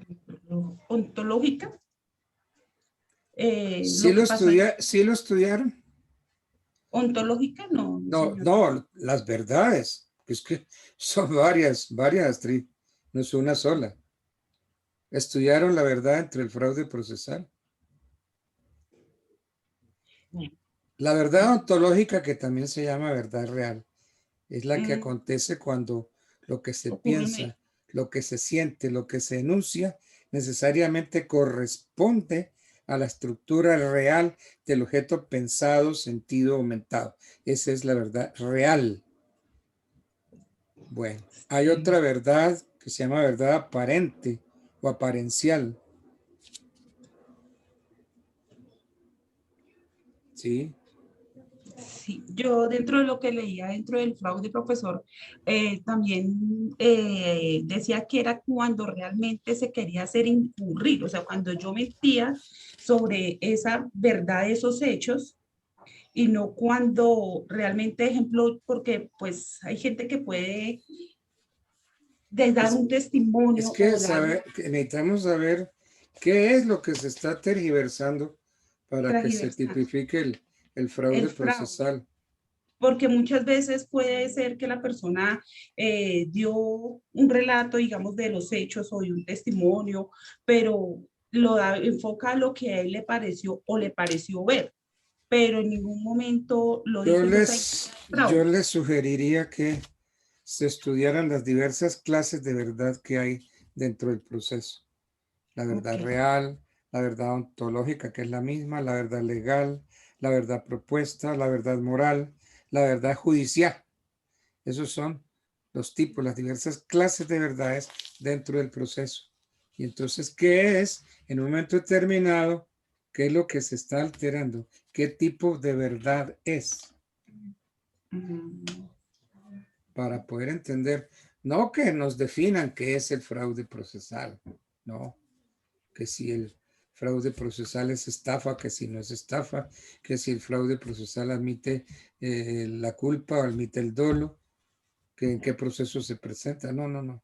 Sí, no. Profesor, yo tenía una duda que en relación pues a todo lo que hemos encontrado dentro del fraude, yo veía que hablaba del fraude procesal, pero también hablaba sobre la estafa. Entonces, sí, es que es el mismo delito de estafa. La estafa. La estafa. Sí, o sea, es como un agravante que se da dentro de la estafa, ¿sí? O algo así. Es que para mí no es realmente dentro de la lectura, yo decía, pero ¿por qué? Sí, es que el fraude procesal en el fondo es una estafa. Sí, sí, señor. Bueno, entonces los oigo. Bueno. Porque aquí hay unos distinguidos caballeros esperando. Evelyn, entonces ahora sí tienes para que sigas con lo de, con las... Evelyn va a ser el tema, perdón, los interrumpo. ¿Evelyn les va a compartir o los comparto yo? Tú, porfa, gracias. Listo. Gracias, Airito. Listo. ¿En qué diapositiva iban? La primera que fue la que leyó Evelyn y la segunda que también le correspondía, la tercera, perdona. ¿Quién está hablando? Yo, doctor. No, pero el que preguntó por la diapositiva. Jairito. Jairo Laverde. Jairo Laverde, es que no está ahí. No está ahí. Doctor, como Evelyn, sí, es que como Evelyn tiene problemas de... Entonces, ¿me puedes compartir la cuarta, que es la que me corresponde a mí, Jairito? Gracias, mi amada. Listo. Pero es que yo no lo tengo. Jairo. Jairo Laverde, que él es nuestro monitor, doctor. ¿Por qué? No, ya, no es que sea. Porque yo lo estoy buscando aquí entre los expositores, entre los alumnos, y encuentro a Javier, a Astrid, a Evelyn, a Jesús, a Nelson. No, doctor, yo estoy como Lazarillo suyo en el cuadro de Excel. Eso, bien. Bueno, bien. Bueno, entonces a mí me correspondió quiénes incurren en fraude procesal. Ya, correcto. Los que pueden cometer este delito pueden ser los demandados o los que se encuentran vinculados al proceso, los que se encuentran sometidos a las reglas de buena fe dentro de buena fe procesal, como los abogados, los poderdantes, las partes de la relación jurídica procesal, los administradores de justicia y A cualquier ver, tercero cuando usted vinculado. dice ahí que ahí está, lo que Sí, usted está señor. leyendo, yo lo estoy leyendo también. Sí, señor. Las partes de la relación jurídica procesal, ¿quiénes son? Jurídica procesal son los administradores de justicia. Las Pueden ser partes de la relación jurídico procesal. jurídico procesal, los abogados. No me haga preguntas, yo soy el que estoy. No. Una pregunta mía no me la responda con otra pregunta. Las partes de relación jurídica procesal son el demandante, el demandado. Pare ahí, demandante. Demandante. Sí, El señor. demandante. El demandante. ¿El demandante puede ser uno o pueden ser varios? Sí, señor. Es que esa es la otra, es que estudiamos el derecho así. El demandante pensamos que es una parte. Ah, no, pero es que pueden En ser derecho, varios. no, sí, en derecho procesal. El demandante puede estar formado de varias partes. ¿Y entonces qué se forma ahí? ¿Qué se forma ahí? Se forma ¿qué? La relación jurídica procesal. No, ¿qué se forma ahí? ¿El demandado puede ser uno o pueden ser varios demandados? Sí. ¿Y entonces qué se forma ahí? Oiga, jueza. No sé. Usted cuando usted es jueza tiene que ver si se integra el contradictorio. Sí, sí, señor. ¿Quiénes son los litis consortes por activos? ¿Quiénes son los litis consortes por pasivos? Entonces, el demandante, los demandantes. El demandado, los demandados. Demandados. Sí, sí, señor. Yo quiero eso. A mí me gusta es claridad, porque ustedes están hablando delante de una audiencia, delante de un juez. Y yo no quiero que digan, pues que esta boba, quién sabe dónde le regalaron el título. Bueno, ¿quién es más? ¿Quién es más? ¿Quiénes más? Hacen parte los peritos, los testigos. En algunos casos pueden también haber traductores. ¿Quiénes más? Todos los que hacen parte, pues, del proceso. Sí. Bueno, entonces ya hablamos de las partes con demandante, con demandado. Sí. Hablamos de los terceros intervinientes. Sí. Son los litis consortes facultativos o necesarios. Los intervinientes adhesivos, que se llaman también como ad excludendum. Aquel a quien se le denuncia el pleito. El llamado en garantía. Sí, señor. El llamado ex oficio. El nominatio auctoris. El sucesor procesal. El simple tercero interviniente incidentalmente. El tercero interesado no interviniente. Todas estas son las personas que pueden cometer el fraude. Sí. Bueno, sí, señor. bien. Sigo yendo. ¿Me regalas la otra? No, pasar la diapositiva, gracias.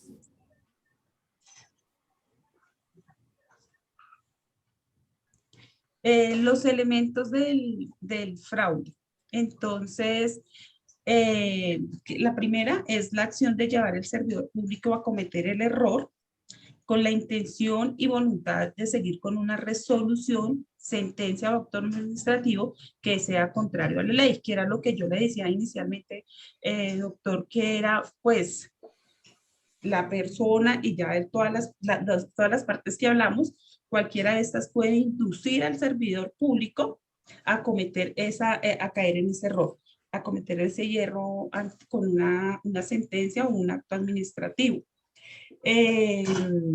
Con la utilización de un medio fraudulento, que puede ser un falso, o sea, un testimonio, que casi siempre son también con falsedad, porque dentro del fraude procesal también se vienen con otra clase de delitos. pues todo depende o sea, de qué proceso o en qué parte del proceso se haga, ¿cierto? Yo le daba ahorita como el ejemplo de las letras, cuando hay tachadura o cuando hay un falso testimonio. A ver, invito al grupo a que lea lo que yo voy a leer. Ustedes están viendo la pantalla, ¿cierto? Sí, señor. Dice, el medio anteriormente enunciado debe tener la capacidad de hacer incurrir al servidor público en un error. Es decir, debe predicarse una relación de causalidad. Explíqueme esa relación de causalidad, ¿cómo es? La relación de causalidad, ¿quiénes intervienen? Y esa relación de causalidad se forma entre quiénes. Es para saber si estamos entendiendo lo que leemos. Doctor, buenas noches. Sí, doctor, lo oigo. Mi nombre es Nelson Porras. Bueno, doctor, entiendo que esa relación de causalidad en cualquier proceso pues, penal donde se ve inmerso el delito de fraude procesal es como aquella intención. Y en los civiles también hay relación de causalidad en la responsabilidad civil. Sí, señor, pero la entiendo como aquella intención de hacer incurrir al error al funcionario público que toma una decisión de fondo. Eso es como la forma en que la entiendo. A ver, ¿alguien más me quiere explicar esa relación de causalidad? Porque miren, muchachos, estamos leyendo y no hay comprensión de lectura. Una de las cosas que uno es, lo que uno lee, tengo que entenderlo. Yo no puedo pasar así por encima y pensar que sí, porque es que dice, es decir, debe predicarse una relación de causalidad evidente entre la conducta del autor y el yerro del funcionario. Cuando se hace incurrir en error, cuando yo... Explíqueme la relación de causalidad. La relación de causalidad. Causa a efecto. doctor, pues disculpe compañera, qué pena la interrumpo. Pues yo diría que es como lo que relaciona, es como el vínculo, lo que une, enlaza, ata una acción con otra. Para el caso que estamos hablando acá, es digamos lo que está inmerso, lo que busca la persona que hace esta práctica, ¿sí? Entonces la relación para mí es el resultado. O sea, si las cosas le salen bien, da el resultado que él busca, al fin. Diría yo que lo veo como eso, como lo que le entiendo la pregunta a usted, doctor. Doctor, es cuando... Pedro va conduciendo su automóvil. Pedro es un conductor imprudente. Va por las calles de Bogotá a una velocidad alta. Pedro llega al semáforo de la calle 36 con carrera séptima, que ustedes saben que este semáforo es. Viene de sur a norte. Ve el semáforo en rojo y se lo vuela. Con tan mala suerte que una señora que iba pasando se la lleva por delante, la atropella y la señora es llevada de urgencia y le causó una serie de perjuicios. Analícenme la relación de causalidad en ese ejemplo. Doctor, pues lo que pasa es todos, Astrid, no solamente usted, quiero ver el concepto de todos, Javier, todos, Jesús David, todos. Pues doctor, yo diría que la relación de causalidad sería pues Es que como aquí dice, es decir, debe predicarse una relación de causalidad. Yo quiero ver si ustedes están entendiendo lo que leen. Porque si yo no entiendo lo que leo, tengo que volver otra vez. Mire, elementos del delito del fraude. Me lo sacan para decir que sí saben leer. No, eso no. Doctor, sí saben leer, pero ¿entienden? En el ejemplo que propuse, analíceme, Astrid. No se me salga porque no la voy a dejar. Tranquilo. No se me salga de ahí. Analíceme la relación de causalidad en ese ejemplo. En ese caso es ejemplo. Bueno, yo lo entiendo así. Él va a una velocidad máxima, ¿cierto? Se pasa un semáforo en rojo Sí. Y cuando yo sé que no está permitido pasar un semáforo en rojo, no puedo ir a una velocidad, yo lo estoy haciendo sabiendo que puedo causar la muerte o una lesión a una persona y lo estoy haciendo con dolo porque sé que va a pasar algo cuando yo lo estoy haciendo, o sea, una cosa, y el fraude se da de esa manera y es una de las No formas es el que fraude, yo no estoy preguntando eso. Astrid, no, doctor, por no eso, pero tiene ni idea qué estoy preguntando. No me hable más, no me hable más, porque usted se me está yendo por un montón de... Está volando, vuele sola, a mí no me lleve. Explíquenme eso, que yo quiero saber si están entendiendo eso que me sacan ustedes ahí. Elementos del delito del fraude. Y aquí veo una relación de causalidad evidente. En el ejemplo que yo les puse, analíceme la relación de causalidad. Doctor, pues la causa, como toda causa, tiene un efecto. Entonces, la causa es, digamos, la imprudencia o impericia o irresponsabilidad del que va manejando el carro. No toma en cuenta que por esa avenida, la que usted menciona, no puede exceder esos límites de velocidad y aún así, sabiendo que el semáforo está en rojo, se lo vuela. La relación de Con causalidad la se establece ¿cómo? En el ejemplo que yo le pongo. Pues la causa sería el resultado que fue mandar a la señora a la clínica. No, pero si la causa no es el resultado, ¿cómo que la causa es el pues resultado? a causa de la esa, causa es el resultado.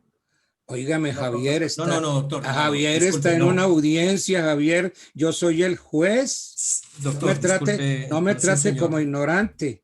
No, Vuelta tal vez otra vez. No lo supe. Ustedes tienen que saber hablar en público y saber hablar delante de un juez y saber hablar delante de un auditorio. Bueno, disculpe nuevamente y a los compañeros. Entonces digamos que los demás metan la cucharada también. A ver, los ayudo. ¿Quién es el sujeto agente en el caso que yo puse? El que va manejando el carro. ¿Cómo se llama? Ese es la parte yo activa. Le puse un nombre. Yo le puse un nombre. Pedro va manejando. Disculpe, Pedro va manejando el sujeto carro. agente, Pedro. Ok. Sí, señor. Síganme analizando la relación de causalidad. Entonces va por una avenida la cual pues no está adecuada para que ande a esa velocidad tan alta, como la que menciona el doctor en el ejemplo. Quizá Pedro pues se haya fijado que el semáforo ya está en rojo y aún así pues omite o hace caso omiso de esa señal y se la vuela responsablemente, sin importarle la consecuencia, se la voló y listo, gane o pierda. Esos son los hechos. Esos son los hechos, no me eche la película. Bueno, ya vamos a concretarnos. A ver, Jesús David. Atropelló. Jesús David, ¿quién es Pedro? Es el sujeto activo, el agente. ¿El qué? No lo oí bien. ¿Quién es Pedro? El agente activo. ¿El activo? ¿Qué me dijo? ¿El sujeto, el agente? El agente activo, sí. El agente activo. El sujeto activo, el sujeto. Entonces ese es Pedro. Bien. Analicemos, sigamos. Hay que sacar esa relación de causalidad. La relación de causalidad, pues yo lo interpreto, lo analizo de esa forma, doctor, y es cuando,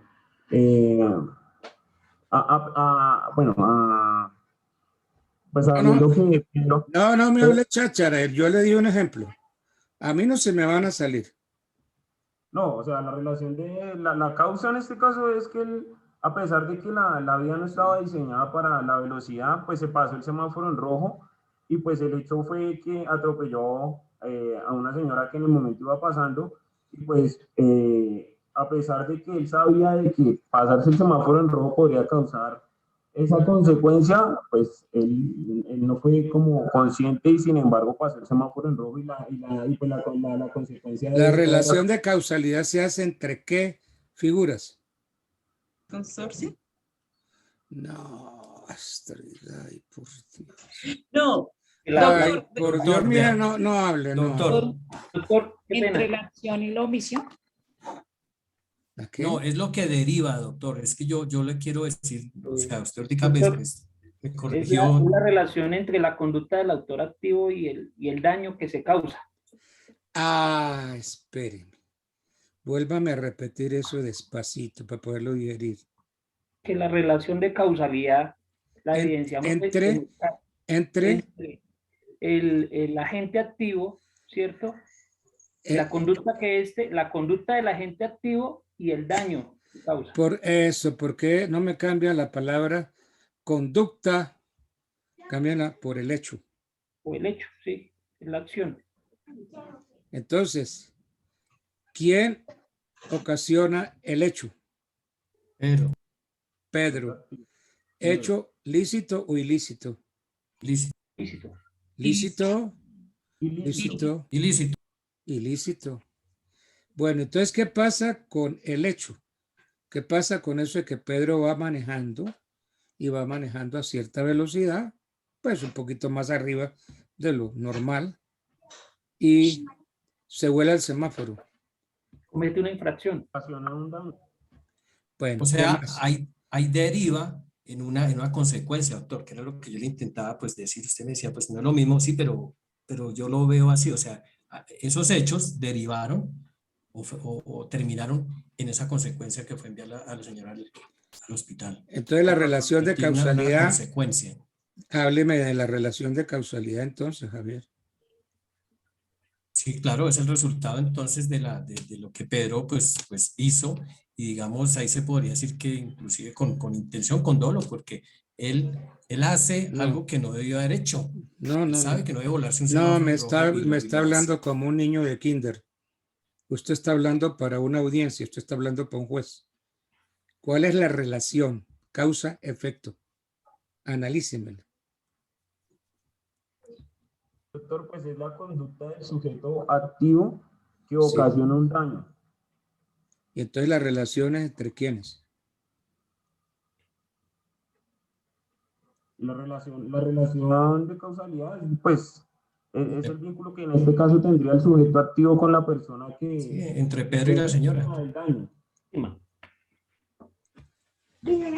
A ver, yo por eso puse nombres. Es la relación entre el sujeto activo que se llama Pedro. Pedro y la señora X, porque no sabemos el nombre. Bueno, póngale el nombre que quiera. Y Marta. la señora Marta. Sí, Marta. señor. Sí, señor. Bueno, entonces, ¿qué pasa ahí entre Pedro y Marta? Ya crearía una situación de causalidad.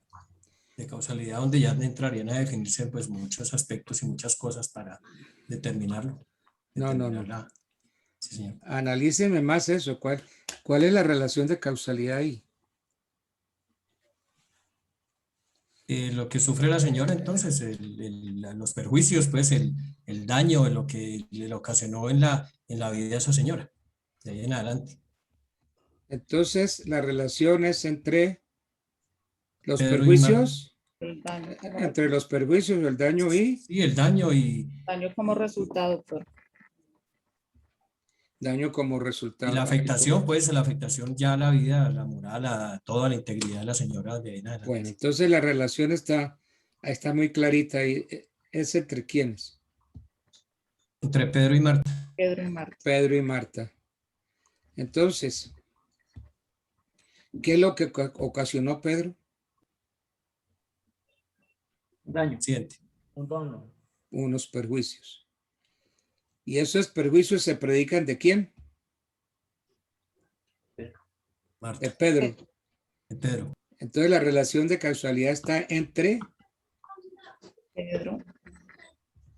Pedro y Marta. No, los perjuicios. Los perjuicios se le van a endilgar ¿a quién? A Pedro. A Pedro. Entonces, si es un juicio de responsabilidad, ahí hay una responsabilidad de Pedro por los perjuicios ocasionados, porque si no hay perjuicios no hay nada. Entonces, los hechos, Pedro sujeto agente, todo lo que hizo se llaman hechos. ¿Y cuál es el resultado? Perjuicios. Y si esos perjuicios son atribuibles y demostrables a Pedro, tenemos una relación de causa a efecto. Los efectos son los perjuicios. Marta es la víctima, el sujeto pasivo, la persona que sufre los perjuicios. Pero la relación de causalidad es esa, entre el autor del hecho y los perjuicios. Si los perjuicios son predicables del autor de hecho y demostrables, tenemos la relación de causa a efecto. Eso es lo que está diciendo el cuadro que ustedes leen. Por favor, miren, un consejo, hombre. Entendamos bien lo que leemos. Dejen la memoria a un lado. El derecho no es memoria, el derecho hay que entenderlo. Yo tengo que entender como juez qué tengo ahí en mi escritorio, qué fue lo que pasó. Tengo que entenderlo. La relación de causa a efecto, relación de causalidad. Y entonces de allí, después de hecho, esa relación de causalidad, ¿qué sigue? ¿Usted como juez qué hace? Entonces yo como juez, digamos, ordeno, condeno. Condeno, sí. A Pedro a que le restablezcas todos los daños a la señora Marta. A pagar los perjuicios. A pagar los perjuicios, sí, señor. A pagar los perjuicios. Bien. Bueno, ahora sí lo sigo oyendo. Pues si quieren seguir con las diapositivas, háganle, que yo me divierto. Doctores, que no tenemos cómo compartirlas, entonces yo creo que pues cada uno podemos ir hablando de nuestros temas como veníamos. No, pero sí. Perdón, te interrumpo. Doctor Edgardo, lo que pasa es que ya van a ser las 8 y este grupo tiene que exponer ahorita. ¿Será que retomamos mañana? ¿Qué de esa forma? Sí, señor, hombre. Muchas gracias. Es que yo cuando estoy aquí me olvido de todo. La culpa la tiene Astrid. Doctor, nos hizo pasar un momento muy bueno porque realmente retroalimentamos todos, sí. Nos retroalimentamos muchísimo. Sí, señor. Bueno, entonces vamos a sacarlos con, pues, no están para un 4, están para un 3,5, pero les voy a poner un 4. Entonces, Javier Alexander Quintero. Sí, presente. Saco con un 4. Javier Alexander. Astrid, que no habló. ¿Yo? No habló. Astrid Eliana. Evelyn Ramírez Barbosa. Jesús David Caicedo Bastidas. Y finalmente Nelson Francisco Porra, ¿cierto? Sí, señor. Sí, señor. Ok, 1, 2, 3, 4, 5. ¿Son 5? Sí, señor. Entonces a todos los saqué con 4. Oiga, Jairo, gracias. Gracias. Doctor, muchas gracias. Doctor, muchas gracias, compañeros, muchas gracias. Me estaba volviendo. Qué pena con usted, doctor, interrumpirlo de esa forma. Qué pena. No, al contrario, fréneme, porque yo encantado, yo sigo. Ok, bueno.